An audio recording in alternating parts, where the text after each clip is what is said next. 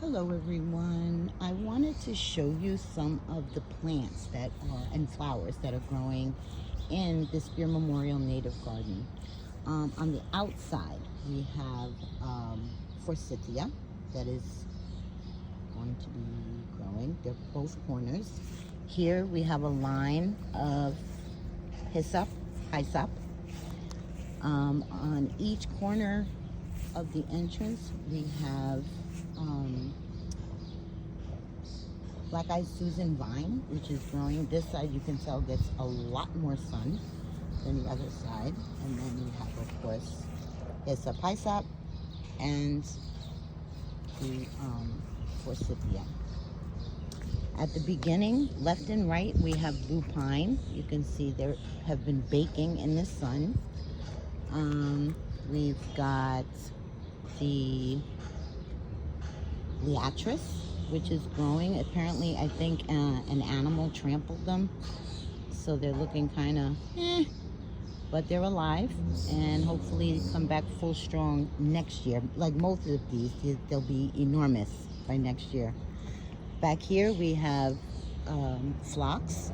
There's the garden phlox, and then this is the spring phlox. Here we have balm. There's a coneflower back there.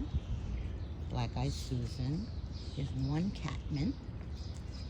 Here is some butterfly weed all around here. Here we have more hyssop. Here we have blue vervain. These were started by seed given to us by the Native Plant Society of New Jersey Hudson chapter. Back here we have non-natives. So this is called rose mock vervain. There's balloon flower, daylily, some red crimson grass, and azaleas. Got the fountain here.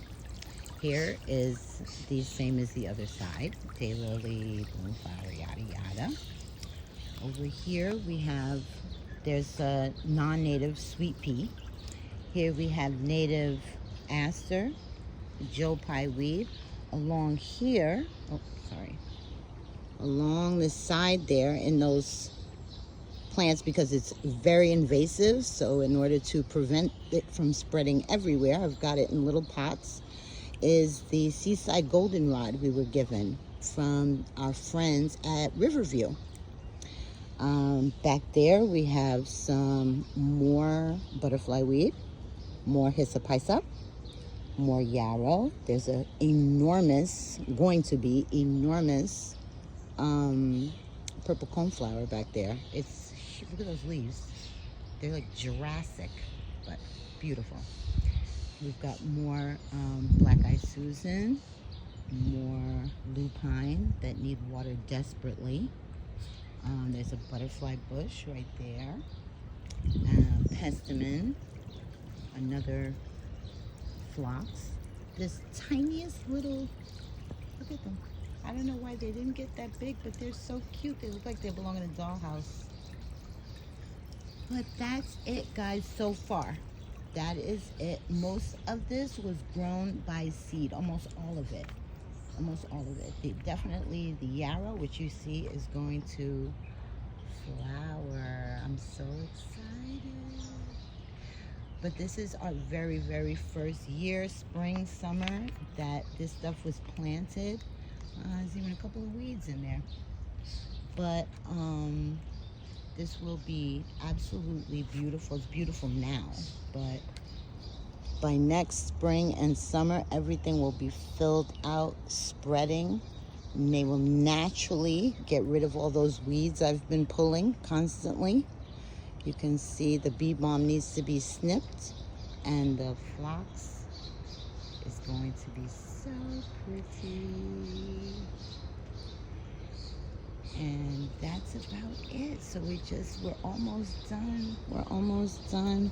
One of our fabulous volunteers is going to be making a sign that will be right there. And I am very, very happy with this, and I can't wait till it's done. The one thing I have to figure out is that hideous wall and shade. for people to sit and enjoy this. So that's why it's 90% done, 90%. But we're definitely doing good with all the native flowers, and I'm really, really happy with this. And this is for the birds, the bees, the butterflies, and for the people that are buried here in Speer. They have no marker. They're not forgotten, and will be memorialized with this beautiful garden made possible by the New Jersey Native Plant Society.